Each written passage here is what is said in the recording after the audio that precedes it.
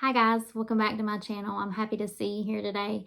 We're having a pretty good day. It's Sunday today, so we started off with church, and that's always a great way to start our day. So it's just a nice sunny day, one that you just want to sit around and curl up with a good book. But what I really wanted to do today was hop on and talk to you guys about what curriculum I use and how I use it. Just kind of dive into that a little bit. So if you have any questions as I go through this, leave them in the comments below, and I will do my best to try and answer any of the questions that you may have. So to get started, I do have my agenda down here. So if you see me glancing down a lot, I'm glancing at my agenda so I can make sure that I'm going through every subject that we have. So first we start with Bible study. So for Bible study, I'm using two different curriculums. I'm using Not Consumed Ministries for one, and I'm also using Answers in Genesis. Now, my reasoning behind using two different curriculums for Bible is one, Not Consumed is more of a devotional type study. It's more about matters of the heart, and it doesn't take very long to finish. And Answers in Genesis is more of an actual Bible study. It's got a lot more meat to it. There's a lot more work involved. And I like both. I can't seem to pick just one, so I keep both. So we use Not Consumed 2 days a week and Answers in Genesis 2 days a week. So this is what Not Consumed looks like, the one that we're using at the moment. It's called In the Garden. It's all about prayer. It's about how it's teaching the kids how to pray, when they can pray, which, as we know, is all the time, but teaching children that they can pray anytime at all is acceptable. Teaching them, that prayer helps draw us closer to God. We can talk to them about anything. And while the kids are doing this study, I let them have their Bibles out, and I always get them to turn to the verses that we're reading, so that way they learn how to use their table of contents in their Bible, and they learn how to read a Bible reference on a page and say, okay, I need to be in this book, this chapter, and these verses. And that always seems to kind of boost their confidence a little bit when they get to the verse on their own, when they find it by themselves. So this has been a really good study for that. And then the other Bible one that we use, Answers in Genesis, it looks like this. This is the teacher's guide. It's about this thick, and this is, let me see how many lessons this is. This is 36 lessons in this book. And then they have like year 2, year 3, year 4. I think this is year 1.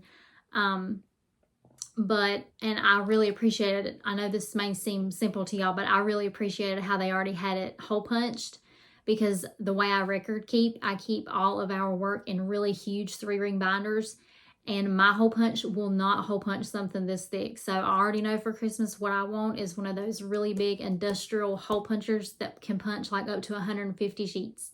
So if you're watching this and you want to get me a Christmas gift, that's what I want. So anyway, this has been a really good Bible study. The kids, they seem to have a little bit harder time with this than they do with Not Consumed, because it comes with workbooks that look like this. This is my 10-year-old's workbook. I did try to put him in the level 4 to 5 book, and when I started flipping through it, it seemed like it would have been a little bit over his head. So I put him in level 2 to 3, and that seems like it's more his speed. But it has about 4 to 5 worksheets with each lesson that they do. And it's a lot of writing. It's a lot of, it takes a lot of thought. And I can see the reasoning behind why they do that. It's to drive the lesson home, to really make sure that they're retaining the information that they've taken in, which I, as their teacher, appreciate. So Answers in Genesis usually takes us maybe 30, sometimes 45 minutes. It just depends on how long, it takes to do the worksheets. Not Consumed takes maybe 20 minutes.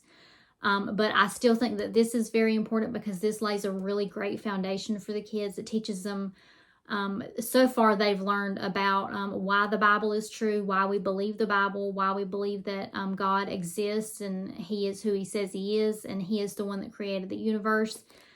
So that has been a really good Bible lesson. My mom actually sat in on a Bible lesson with us the other day, and she actually said she really enjoyed it herself, and she learned a couple things too. So it made me feel good knowing that I'm not the only one that really enjoys the curriculum. So then the next thing that we jump into is spelling. Now, I use the Evan Moore spelling books. This one is my 10-year-old's. It's level 4, and the way it works is they have a spelling list that they get on Monday, and then they have activity sheets throughout the week, and then on Friday they're supposed to take their spelling test. Now, we school year-round, and we only school 4 days a week. So on Monday, we double up on the worksheets. We do 2 worksheets on that day. And then Tuesday and Wednesday, they do just 1 worksheet. And then on Thursday, they take their spelling test. Now, we've only been using these books for 2 weeks so far, but I cannot tell you how much I have loved and appreciated these spelling books. Before, when I was trying to do spelling, I was trying to just Google 4th grade spelling list, and then trying to come up with all kinds of creative ways for them to practice the words and then take their test. And it was not working out. It was really difficult for me to do that. It was a lot of work for me to do that. And then so when I got this took all of the work off my plate. Like, it just took a lot off my shoulders. It just makes it really easy, really, really simple for the kids and for me. And then the next thing we move into is Gather Round. Now, the way I use Gather Round is I only do 2 lessons per week. So 1 unit will last us a while. And the way Gather Round works is they like a unit type study. And so like you'll study all about space for 1 unit, or you'll study all about oceans, or all about Asia or Antarctica, or they have mini units where they have U.S. history. I can link their website down below, and you can just go and check it out. But they have a lot of units that look very, very interesting. But space really caught my eye. But this is the teacher's guide. This is what it looks like. And it covers it. They say on their website that they cover every subject except math in their workbooks. So what I'll do is I'll read the lesson, and then the kids will do a couple worksheets in their workbooks, and it might have a page about learning how to tell time, and then the next page might be writing a paragraph, and then the next page might be spelling words. It just varies from day to day what they might be doing. So this is what the teacher's manual looks like, and I really appreciate some of the photos in here. The kids have really enjoyed it. Like, I know they really liked looking at the whole entire solar system all on the one page. That was one of the pictures that they liked the best so far. And I have found so many YouTube videos that can go along with this. I have found books from the library that can go along with this, a lot of things to supplement with. So that has been really great, adding that curriculum into our day. And this is what the student workbook looks like. This is my 10-year-old. He's in upper elementary. My 8-year-old is in early elementary. And then when my daughter starts in August, she will be in pre-reader. And they're spelled about on the top, so they just kind of flip through them this way. But like I said, every page will be something different. They might be, like I said, telling time one day, and the next day they're working on spelling words, or they might be looking at something for science or something like that. So I've really, really enjoyed Gather Round. It has been a good way to open up the floor for discussion about things, go down rabbit holes, ask questions, research things, try to separate fact from fiction, things like that. And then, so what we dive into next is reading. Now, I personally love to read. My 10-year-old and my 8-year-old, both of them, they don't really like reading. They don't enjoy it. It's just something they just have to sit down and be still for, and they're boys. That's just not something they like to do. But I feel like if you can find something to give them to read that they enjoy, then it won't be so hard. They'll eventually like reading, hopefully. So what we're using right now is Minecraft. That is what my 10-year-old is into. That's also what my 8-year-old is into. So he has some Minecraft books that are more on his level. This is a chapter book. This seems to be right on his level. There have been a couple words he had a little bit of hard time decoding, but in the end he figured it out, and he's comprehending what he's reading. So I feel like this is a good level book for him. But this is what we've been doing for reading, just interest-based reading for him. Then after reading, he does his morning work and then his journal. Now, morning work varies. Monday, Tuesday, and Thursday, they have morning work packets. And on Wednesday, we use handwriting books. But I'll show you the morning work packets first. Now, these morning work packets, I get these from teacherspayteachers.com.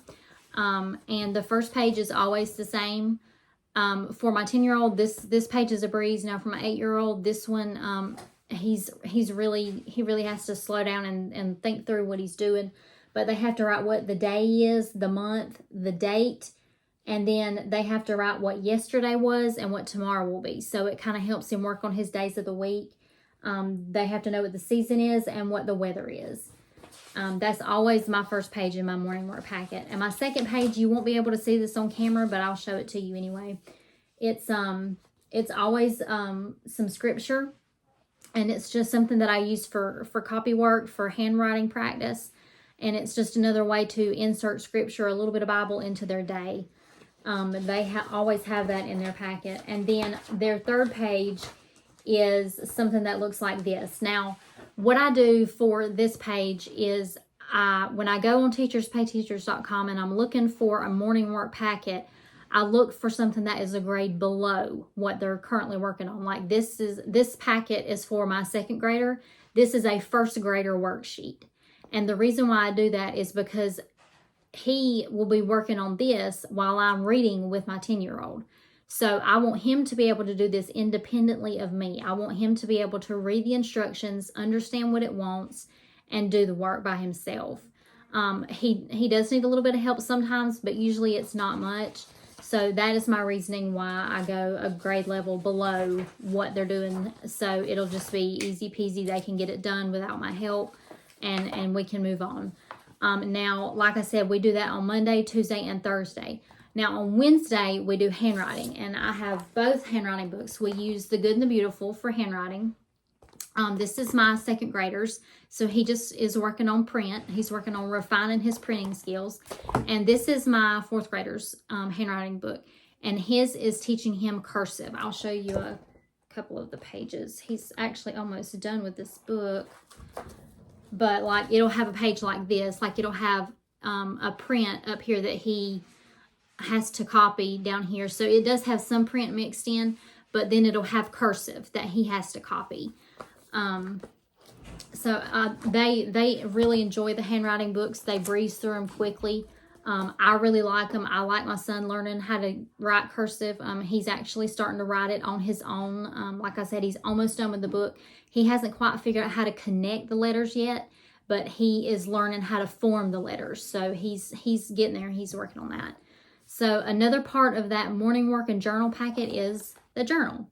Now, both of the boys have the same journal. It's just this elementary journal that I found at Walmart. It's got, the empty spot at the top where they can draw, and then the bottom where they write. Now, I use a book, I think it's called 50 Easy Writing Prompts for Kids, and I'm pretty sure I got it off Amazon. If I can find it, I'll link it down below. But it'll have questions, for example, that say something like, if you could pick a superpower, which one would you choose? And now when my boys are writing in these journals, what I like them to do is answer in a complete sentence. So their answer would be, if I could pick a superpower, it would be blank. And that would say, that would be, I would want them to have that as a complete sentence, and I would want to make sure that they have their capitalization correct. I would want to make sure that they have, punctuation marks correct. And that's just the reasoning behind the journaling, is just to make sure that they are getting all of that together and making sure that they understand that you always start a sentence with a capital letter, you end it with a punctuation mark. So that's my reasoning behind the journaling thing. And then after the morning work and journal, my 10-year-old moves into multiplication practice. And these are just some worksheets that I found off teacherspayteachers.com again. And this is just so he can work on his multiplication facts. This is just something that I like him to do so that he can retain the facts, and just something that he can have in his mind. He can just spit out the facts as quick as he can. It's just something I think is beneficial for him. So he'll do that on one day, and then the next day he works with my fraction manipulatives, and those ask him things like how many of these pieces can you use to make a half, or how many of these pieces can you use to make a whole. So he'll do that. And then my second grader, I have him doing, one day he'll be doing ABC order. It's something he's learning right now. So what he's supposed to do is he's supposed to cut all of these words out and put them in alphabetical order on this side of the page. And I got this from teacherspayteachers.com as well. So he works on this one day, and then the next day he'll work on time telling practice. And I have a little clock with movable hands that he can work on, and I can say, show me 10:47, and he's supposed to be able to move the hands to show me 10:47. So that's something that we're working on right now. So then after that, we move into English language arts. We use The Good and the Beautiful for English language arts. This is my 4th grader's book. He is actually in level 3. When I did the placement test for him, he landed in level 3, which was fine with me. I've always heard that with The Good and the Beautiful, their levels do not correspond with grade level. So even though he's technically in 4th grade, he's on level 3 in language arts. But what I usually do is just for the day, I'll tear out the page that he's working on, and I'll put it on a clipboard for him so that he can take it to the living room and work on it if he needs to, if he needs some peace and quiet, or he can bring it to me if he needs help. But we do use this as a supplement for English language arts, because the last thing that we use is Me Academy. And even though Me Academy covers all subjects, even language arts, I like to supplement with The Good and the Beautiful, because The Good and the Beautiful sometimes presents a concept in a different way, a way that he may understand it better, a way that he may retain it better, or just something that makes more sense to him. So I do still like to keep using The Good and the Beautiful for English language arts. And so then our last thing that we use for the day is Me Academy. MeAcademy.com is an online platform that we use for all of our subjects combined. Like we use it for science, social studies, math, English language arts, and reading. And those are the subjects that I'm required by my state to cover. So I really appreciate it. I like it. It takes a lot of work off my shoulders. It keeps up with attendance records. It keeps up with grades. Even though I'm not required to turn any of that into the state, it helps me keep up with, how long they've worked on something, what they've worked on that day, what score they made. And if they didn't score so well, then I can reassign that work so that they can do it again, and maybe they'll retain the information a little better the second time around. So we do use Me Academy as our core curriculum, and everything else that I've already showed you is just supplemental. And the reason why I don't want to use just Me Academy, even though it covers everything, is because they will be finished with Me Academy in about 45 minutes to an hour. And by my state, I'm required to do 4 hours of instruction every day. So, and on top of that, I really feel like Me Academy, there are some things that it lacks as far as like English language arts. I felt like we needed to supplement with The Good and the Beautiful. And just some extra practice things that I feel like they needed extra work on, give us time to like go over the multiplication facts and just make sure that those are in his head really good. We have to have time for Bible study, and I wanted time to go over spelling, and I really enjoy adding in the Gather Round curriculum, because it opens up the floor for discussion and questions and rabbit holes and all that kind of stuff. So then also on Thursday afternoons, what we do is we are starting to do science every Thursday afternoon. And so far, I have found all of my lessons on teacherspayteachers.com. And we'll do a little science experiment along with the lesson. Like this week, we are doing a snowstorm in a jar. We're talking about density, about why oil and water doesn't mix. Like one is denser than the other. So we'll be doing that this week. And I'm looking into, for next year, I'm thinking about getting, I think it's from Berean Builders. I can link it below, but I know it's on christianbooks.com. But it is a science textbook that covers every day of creation, and it has a lesson for every day of creation, like so many lessons for every day of creation. Like it'll have I think maybe 10 lessons for every day or something like that. Like the first day it was let there be light. So the first few lessons cover all about light, how light is refracted, how our eyes see light, how light bounces off of things, and how rainbows are created, and how we see those rainbows, and the colors and things like that. So I'm really looking into that. If you have any information about that, you can leave it in the comments down below. I would really appreciate any insight on that, or any other science curriculum that you think might be really good that I can add in.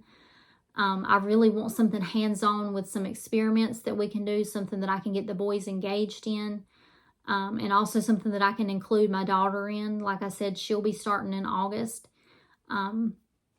And that book, I think, said is best for K through 5th grade. So it'll probably be a little bit above her head, but at least the experiments will be something that she can sit in on and have fun with. And I'm also looking for a really good history curriculum. But what I'm looking for is not something that's like a lesson plan type thing. I'm looking for something that's more of like a story type thing, kind of like with the Tuttle Twins. I'm looking at the Tuttle Twins, American History, I think it's called, or Story of the World. I'm looking at both of those because they both kind of go in story format. And I think that'll be a little bit more engaging than me just spitting out facts, dates, names, and expecting the kids to remember the information and try to make it exciting. I tried using the Good and the Beautiful history, and it did not go over very well. It went over their heads. I think they were a little too young for it right now.